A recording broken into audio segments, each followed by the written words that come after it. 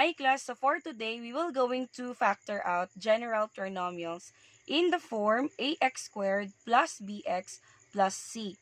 Now, in factoring this one, we have to remember the FOIL method that we know because this is just the reverse process of it.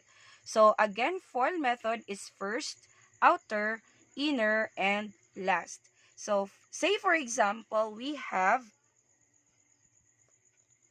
2x squared plus 9x plus 4. Okay, how are we going to factor out that one?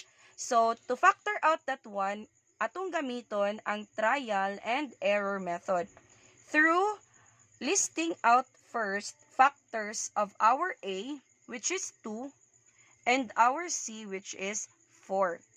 So, let's list down factors of 2. So, factors of 2 are 2 times 1. And factors of 4 are 2 times 2, which is 4. And we also have 4 times 1, or we have 1 times 4.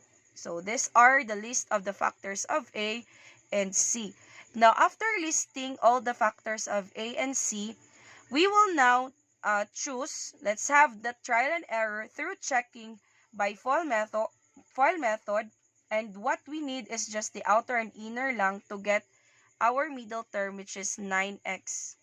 Okay, so for example, we have to try to pair 2 and 1 and 2 and 2.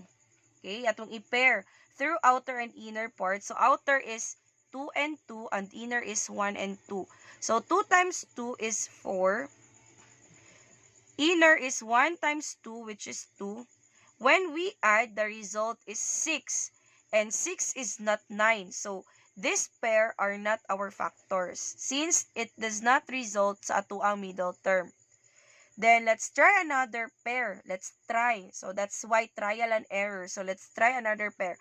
Let's pair 2 times 1 to 4 times 1. Again, outer and inner. So outer is 2 and 1. Inner is 1 and 4. So 2 times 1 is 2. Inner 1 times 4 is 4. Let's add again. 2 plus 4 is 6. And again, 6 is not our middle term. So therefore, 4 times 1 and 2 times 1 is not our pair of factors. Okay, let's try the last one, 1 and 4. So we have outer 2 times 4, which is 8. And inner 1 times 1, which is 1. So when we add, okay, 8 plus 1, we have 9. And correct, our middle term is 9. So therefore, using trial and error, we found out that the pair of factors are 2 and 1 and 1 times 4. Now, to write the final answer, we need to know how it will be placed. So, since this is the factor of RA, so ato siyang i-write at the first term also. So, we have 2 and 1 with x. So, we have 2x and 1x or just x. So, that 2x times x will result to the same thing, 2x squared. And then for 1 and 4, so we just place it here. So we have plus 1 and plus 4. So this is now the answer of our trinomial. Now to check if these factors, if you want to really check if your answer is correct, you can check it again as just like sa kung giingon ka ganina, gamito nato ang FOIL method para i-check if our answer is also correct. Sige, let's try. First, 2x times x, that means 2x squared. 2x times 4, that means 8x. 1 times x, that's x. And 1 times 4, which is 4. So, combining like terms, so we have 2x squared plus 8x plus x, which is 9x, and then plus 4.